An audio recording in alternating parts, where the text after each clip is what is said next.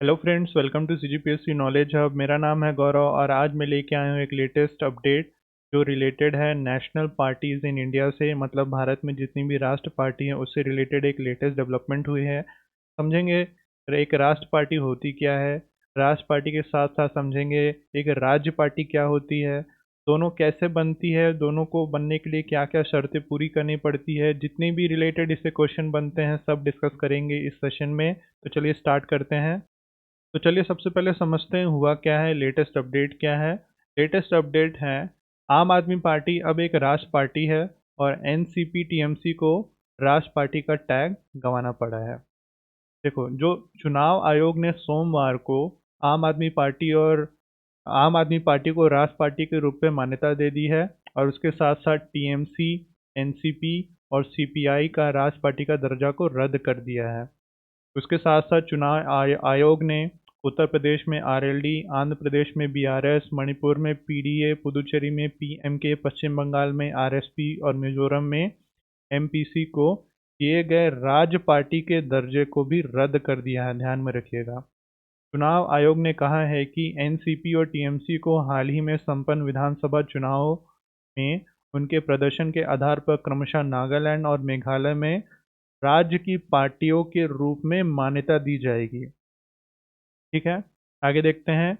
इसके अलावा नागालैंड में लोक जनशक्ति पार्टी, मेघालय में Voice of the People's Party, Tripura में त्रिपुरा मोथा को मान्यता प्राप्त राज्य राजनीतिक दल का दर्जा दिया जाएगा। ये अभी लेटेस्ट डेवलपमेंट अभी सामने आई है, तो इसको ध्यान में रखिएगा। तो चलिए सबसे पहले समझते हैं एक राष्ट्र पार्टी होती क्या है। एक ब्रीफ इंट्रोडक्शन देख लेते हैं होती क्या है। देखो, जो एक राष्ट्र पार्टी होती है ना, वो किसी एक राष्ट्र स्तर पर उपस्थित होती है और जो क्षेत्र पार्टी होती है वो किसी एक राज्य या क्षेत्र तक ही सीमित रहती है। मतलब एक समझ के चलिए, जो राष्ट्र पार्टी रहती है उसकी उपस्थिति लगभग पूरे भारत भर में आपको मिल ही जाती है। आगे देखते हैं। राष्ट्र दल आमतौर पे भारत की बड़ी पार्टियां होती है जैसे कि कांग्रेस और भाजपा। हालांकि कुछ छोटे दल को भी राष्ट्र दलों के रूप में मान्यता प्राप्त होती है। ठीक है, एक निश्चित कद कभी कभी एक राष्ट्र पार्टी के होने के साथ साथ जुड़ा होता है, लेकिन यह जरूरी नहीं है कि बहुत अधिक राष्ट्र राजनीतिक ताकत हो जाती है। मतलब अगर कोई एक राष्ट्र पार्टी बन जाती है कोई पार्टी, तो उसको एक एक्स्ट्रा पावर नहीं मिल जाती, उसको अधिक शक्ति नहीं मिल जाती किसी दूसरे पार्टी के कंपैरिजन में।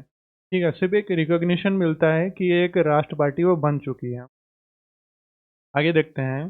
कुछ दल एक प्रमुख राज्य में प्रमुख होने के बावजूद, जैसे बहुत सारे दल एक राज्य में बहुत प्रभाव रखते हैं, जैसे तमिलनाडु में डीएमके है, उड़ीसा में बीजेडी है, आंध्र प्रदेश में वाईएसआरसीपी है, बिहार में आरजेडी है, तेलंगाना में टीआरएस है। ये सब एक क्षेत्र दल हैं, लेकिन राष्ट्र के मामलों में भी एक बहुत महत्वपूर्ण भूमिका निभाते हैं। तो एक राष्ट्र पार्टी होती क्या है, एक थोड़ा उसको समझ के चलेगा। आगे देखते हैं, उसका पूरा डेफिनेशन देखते हुए चलेंगे। देखो, समझते हैं सबसे पहले राज्य एक राष्ट्र पार्टी बनती कैसी है। चुनाव आयोग ने किसी पार्टी को राष्ट्र पार्टी के रूप में मान्यता देने के लिए एक तकनीकी मानदंड निर्धारित किए हैं। एक पार्टी इस निर्धारित शर्तों को पूरा करने के आधार पर समय समय पर राष्ट्र पार्टी का मान्यता दर्ज कर सकती है या वो खो भी सकती है। देखो, शर्त है, अगर शर्त पूरा हो रहा है तो वो राष्ट्र पार्टी कहलाएगी। अगर किसी भी प्रकार से वो शर्त पूरा नहीं हो पा रहा है तो वो दर्जा खो भी सकती है। आगे देखते हैं। चुनाव आयोग की राजनीतिक पार्टी और चुनाव चिन्ह 2019 की पुस्तिका के अनुसार एक राजनीतिक दल को राष्ट्र पार्टी बनने के लिए निम्नलिखित में से कुछ शर्तें पूरी करनी ही पड़ती है। उन शर्तों को देखते हैं। पार्टी को चार राज्यों में चार राज्यों में राज्य पार्टी के रूप में मान्यता मिलनी चाहिए, पहला शर्त है। दूसरा शर्त है, लोकसभा या विधानसभा के आम चुनाव में पार्टी किसी भी चार या अधिक राज्य में 6% वोट हासिल करती है या इसके अलावा यह चार लोकसभा सीट जीतती है। ये दूसरा शर्त है। तीसरा शर्त है, पार्टी कम से कम तीन अलग अलग राज्यों में लोकसभा में 2% सीट जीतती है, ये तीसरा शर्त है।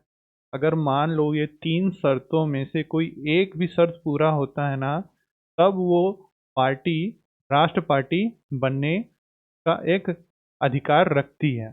ठीक है, यानी किसी भी पार्टी को अगर एक राष्ट्र पार्टी बनना है तो ये तीन शर्तों में से कोई भी एक शर्त पूरी होनी ही चाहिए, तब वो जाके एक राष्ट्र पार्टी बन पाएगी।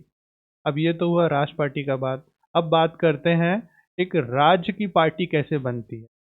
अब देखो वही राज्य की अगर पार्टी बनना है तो उसको कोई शर्तें आएंगे, उन शर्तों में से किसी एक को भी वो पूरा अगर करती है ना, तो वो एक राज्य की पार्टी बन जाएगी। उन शर्तों की बात करते हैं। पहला शर्त होता है, एक पार्टी को राज्य विधानसभा के चुनाव में कम से कम 6% वैध वोट हासिल करने चाहिए और उस राज्य विधानसभा में कम से कम 2 सीट जीतनी चाहिए। पहला शर्त। दूसरा शर्त है, एक पार्टी को लोकसभा के चुनाव में कम से कम 6% वैध वोट हासिल करने चाहिए या लोकसभा में कम से कम एक सीट जीतनी चाहिए। ये दूसरा शर्त हुआ। तीसरा शर्त है, एक पार्टी को कुल सीटों की संख्या का कम से कम 3% या विधानसभा में कम से कम 3 सीटें जीतनी चाहिए। तीसरा शर्त। चौथा शर्त है, किसी भी दल को प्रत्येक 25 सीटों पर लोकसभा में कम से कम एक सीट या उस राज्य को आवंटित किसी भी अंश पर जीत दर्ज करनी चाहिए। ये चौथा शर्त। अब पांचवा शर्त ऐसे इंक्लूड कर दिया जाता है, वो है उदारीकृत मानदंडों के तहत एक और खंड है कि यह राज्य में कुल वैधिक वोटों का 8% या अधिक हासिल करने पर राज्य पार्टी के रूप में मान्यता के लिए वो पात्र होगी। यानी किसी भी अगर एक पार्टी है, अगर उसको राज्य पार्टी का दर्जा चाहिए, तो इन 5 शर्तों में से अगर किसी एक शर्त भी वो पूरा कर पा रही है, तब वो एक राज्य पार्टी बनने के लिए पात्र होती है। ठीक है। देखो, अब आम आदमी पार्टी एक एक राष्ट्र स्तर की पार्टी बनी है। अब ये राष्ट्र स्तर की पार्टी कैसे बनी है वो देखते हैं। यानी ऐसा वो उसको उसने ऐसा क्या किया, कितने चुनाव जीत गए कि वो एक राष्ट्र पार्टी अब बन गई है, वो देखते हैं। देखो, आम आदमी पार्टी दिल्ली और पंजाब में उसकी सरकार है। ठीक है। फिर जब गोवा का विधानसभा का चुनाव हुआ था ना, उसमें लगभग उसको 6.77% वोट उसमें मिल गए थे। ठीक है। 2022 में गुजरात और हिमाचल प्रदेश का चुनाव होने वाला था। अब उस चुनाव के पहले वो दिल्ली, पंजाब और गोवा विधानसभा में एक राज्य स्तर की पार्टी बन चुकी थी। 3 राज्यों में वो पार्टी बन चुकी थी राज्य स्तर की, दिल्ली, पंजाब और गोवा। फिर जब 2022 में गुजरात और हिमाचल प्रदेश का जब चुनाव हुआ, तो हिमाचल प्रदेश में उसको लगभग 1% का वोट मिला। लेकिन जब गुजरात का जब चुनाव हुआ, उसमें लगभग उसको 13% वोट उसमें मिल गया। तो इस प्रकार वो गुजरात में एक राज्य पार्टी के रूप में सामने आई। तो देखा जाए तो दिल्ली, पंजाब, गोवा और गुजरात में वो एक राज्य पार्टी बन गई। तो उनमें से एक जो शर्त था वो पूरा हो गया। इस प्रकार आम आदमी पार्टी ने राष्ट्र पार्टी का दर्जा प्राप्त प्राप्त करने का एक पात्र हो गई वो। तो वो पात्र हुई, तो अभी जाके उसको एक रिकॉग्निशन मिला है कि वो एक राष्ट्र पार्टी बन चुकी है। ठीक है, तो ये अभी लेटेस्ट का डेवलपमेंट है, इसको ध्यान में रखिएगा। तो चलिए एक आगे देखते हैं, एक राजनीतिक दल स्थापित कैसे होता है ये देखते हैं। यानी एक किसी को मान लो पार्टी बनानी है तो वो कैसे बनाई जाती है, उसके लिए क्या क्या कंडीशन रहते हैं। जन प्रतिनिधित्व अधिनियम 1951 धारा 29A के अनुसार भारत के चुनाव आयोग द्वारा एक राजनीतिक दल बनाने और पंजीकृत होने के लिए कुछ शर्तें निर्धारित की गई हैं और इन शर्तों में सभी पूरा होना ही चाहिए। ये जितनी भी शर्त हैं वो पूरा होना चाहिए सबको। जैसे पहला शर्त है, इनमें केवल भारतीय नागरिक शामिल होने चाहिए, पहला शर्त है। दूसरा शर्त है, उसे खुद को संसद और राज्य विधानसभाओं के चुनाव लड़ने के उद्देश्य से गठित एक राजनीतिक दल कहना चाहिए और किसी अन्य उद्देश्य के लिए नहीं होना चाहिए। दूसरा शर्त है। तीसरा शर्त है, इसके सदस्य के रूप में कम से कम 100 पंजीकृत मतदाना होना चाहिए। ठीक है, ये तीसरा शर्त है। इस 3 शर्तों में से तीनों पूरे होने चाहिए। आगे देखते हैं। पंजीकरण के लिए एक आदेश निर्धारित प्रारूप में चुनाव आयोग के सचिव को प्रस्तुत किया जाना है। ठीक है, आगे देखते हैं। इसके अलावा चुनाव आयोग द्वारा किसी राजनीतिक दल को पंजीकृत किए जाने के बाद यह उसका एक कानूनी कर्तव्य बनता है कि वो चुनाव आयोग को उसका नाम, प्रधान कार्यालय, पदाधिकारियों, पते और उसके संविधान जैसे किसी अन्य भौतिक मामलों में किसी भी बदलाव के बारे में विधिवत सूचित किया जाना चाहिए। ठीक है, एक बार अगर वो एक राजनीतिक दल बन जाती है तो उसको जितना भी कानूनी कर्तव्य है चुनाव आयोग को उसका उसका नाम, प्रधान कार्यालय के बारे में, पदाधिकारियों के बारे में, उसका एड्रेस और उसका जो भी संविधान है, अगर वो संविधान में अगर वो मान लो आगे जाके चेंजेस भी करती है तो उसके बारे में वो चुनाव आयोग को उसको इन्फॉर्म करना ही पड़ेगा। उसका एक कानूनी दायित्व बनता है वो।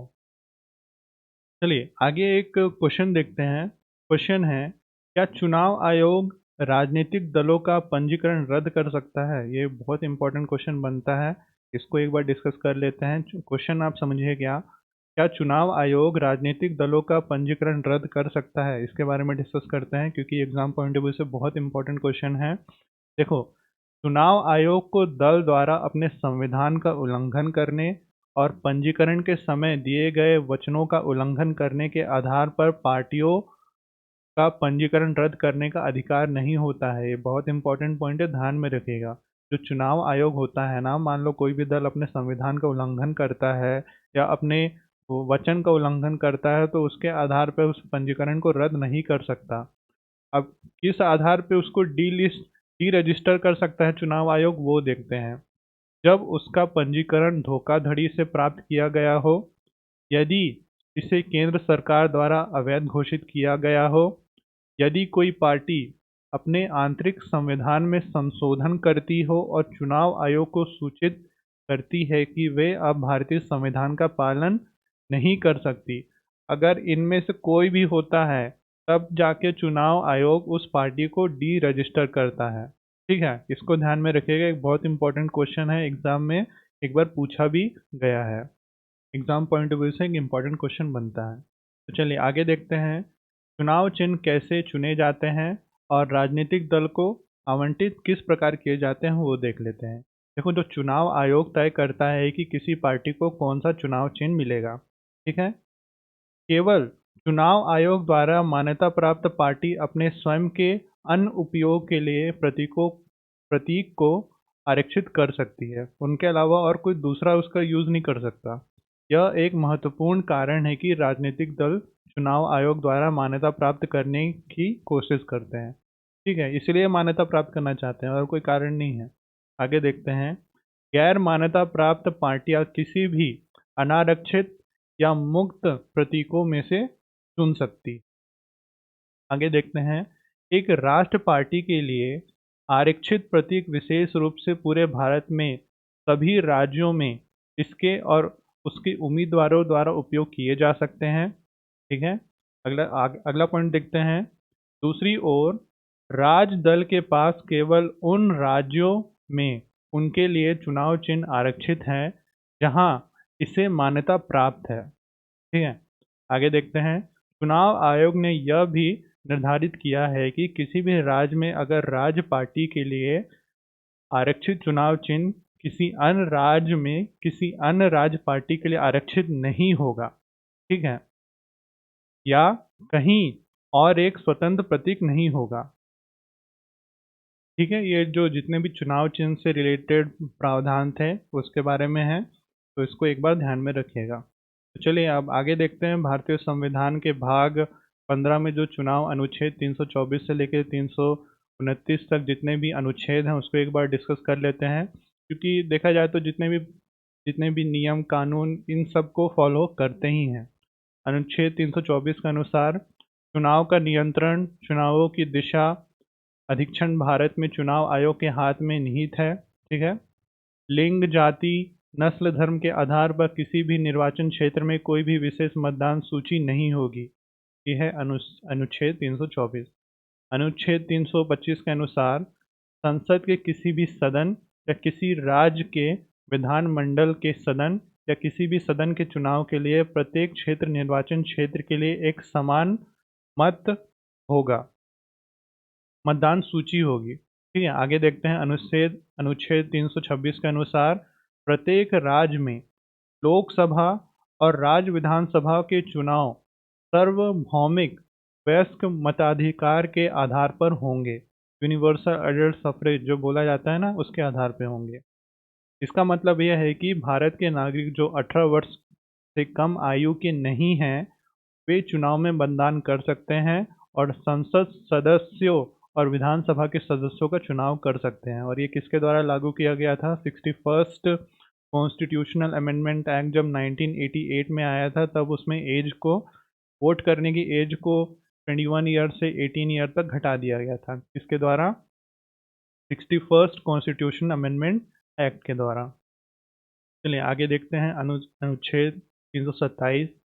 अनुच्छेद 327 में कहा गया है कि समय समय पर संसद को किसी राज्य के विधानमंडल के चुनाव से संबंधित प्रावधान करने की शक्ति है जो संसद के किसी भी सदन के चुनाव, निर्वाचन क्षेत्र में परिसीमन, चुनाव निर्वाचन क्षेत्र की तैयारी आदि से संबंधित है।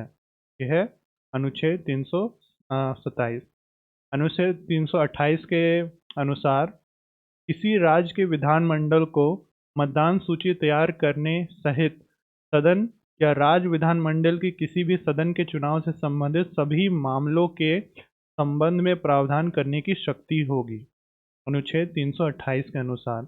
और अनुच्छेद 329 के अनुसार अदालतें चुनावों में हस्तक्षेप नहीं कर सकती। ठीक है, तो ये जितने भी अनुच्छेद थे भाग 15 में जितने भी प्रावधान थे उसको हमने डिस्कस किया है। चलिए आगे देखते हैं। अब देखते हैं अब कितने राष्ट्र पार्टी हैं। अब टोटल 6 राष्ट्र पार्टी है अब। ठीक है, पहला है आम आदमी पार्टी, 2012 में स्थापित हुई थी, उनके अभी हेड हैं अरविंद केजरीवाल। फिर बीएसपी है, बहुजन समाज पार्टी, 1984 में स्थापित हुई थी, मायावती उनकी हेड है। बीजेपी, भारतीय जनता पार्टी, 1980 में इस्टेब्लिश हुई थी, जेपी नड्डा इनके हेड हैं। फिर आता है सीपीआई एम, 1964 में इस्टेब्लिश हुई थी, सीताराम येचुरी इनके हेड हैं। फिर इंडियन नेशनल कांग्रेस 1885 में इस्टेब्लिश हुई थी, मल्लिकार्जुन खड़गे अभी कांग्रेस प्रेसिडेंट हैं। एनपीपी, नेशनल पीपल्स पार्टी, 2013 में इस्टेब्लिश हुई थी, कॉनराड संगमा अभी इनके हेड हैं। ठीक है, तो ये अभी लेटेस्ट अपडेट था। आपके जितने भी राष्ट्र पार्टी हैं उससे रिलेटेड अब टोटल 6 राष्ट्र पार्टी हो गई हैं। लेटेस्ट अपडेट अभी अभी आया था, इसलिए हमने इसको डिस्कस किया है, क्योंकि एग्ज़ाम पॉइंट ऑफ व्यू से एक बहुत इंपॉर्टेंट टॉपिक बनता है। स्टेटमेंट बेस्ड क्वेश्चन बहुत सारे आ सकते हैं आपके मेंस एग्ज़ाम के पॉइंट ऑफ व्यू से, एक बहुत इंपॉर्टेंट बन जाता है ये अभी लेटेस्ट का डेवलपमेंट। ठीक है, तो आज के लिए बस इतना ही करते हैं। This is Gaurav Bhandarkar signing off for today. Thank you.